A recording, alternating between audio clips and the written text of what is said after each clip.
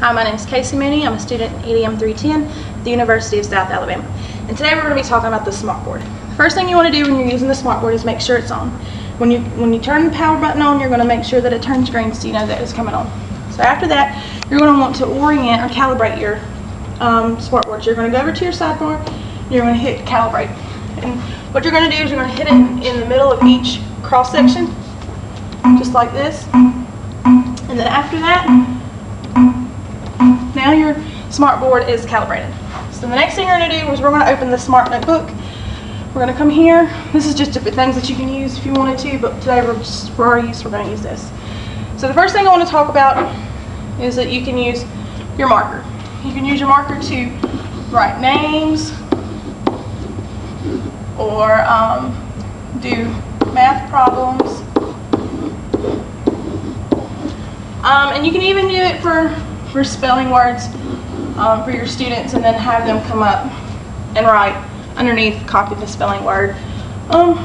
Even have cursive if you wanted to use cursive to help your students with their calligraphy if they wanted to do that. So we're going to erase this. This is your eraser. It's located at the bottom of your SmartBoard, and you're just going to use it and you can erase stuff. So after that, okay, now that we got our writing down, you also have a button at the bottom. If you wanted to type on screen, you could just press your button and you can even type on your screen if you wanted to. The next thing we're going to talk about is objects. You're going to go to your objects.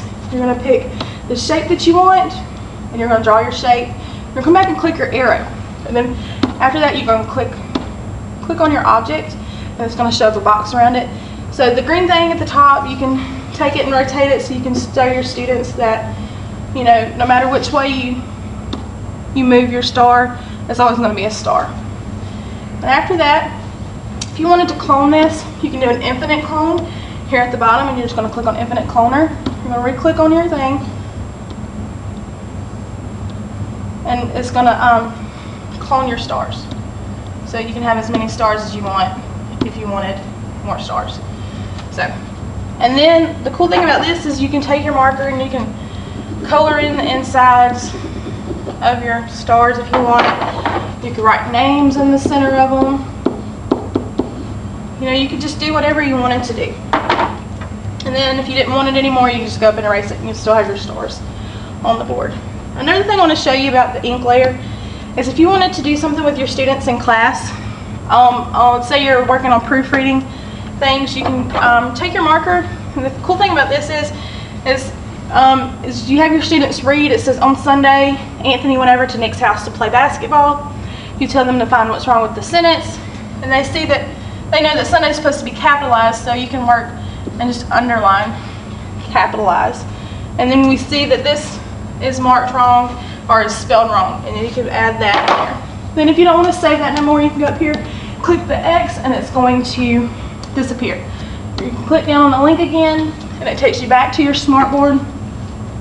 And from this, we're going to go into a fading and how to fade words. So we're just going to say that you want to talk to your students about who's the star student for the week or the helper of the week or whatever.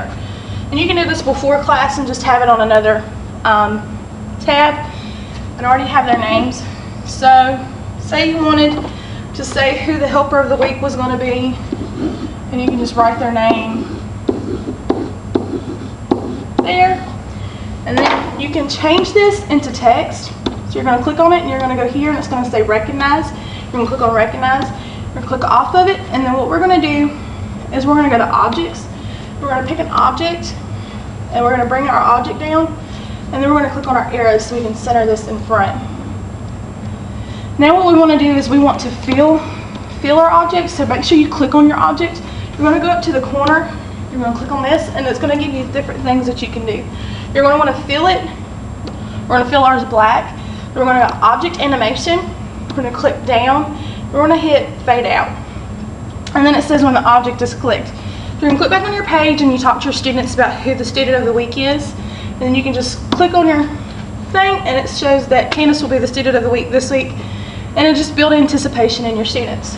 The next thing I want to talk about is the multimedia aspect. We're going to click on the picture frame, go to interactive and multimedia, click on that, And there's just different things that you can click on if you wanted to use these things. But we're going to, since I like music, we're going to use the guitar, and I'm going to bring the guitar over, and then what you do is you just click on the sound, and it'll play the guitar sound for you. If you're discussing music in your class and want to ask your students what the guitar sounds like, you just click it again. There's your guitar. Or if you're doing probability in class, you could bring over your dice, and what's the probability of rolling whatever number and have it, and if rolling a 5, and it's going to be a 1 out of 10. So this concludes my SmartBoard instructional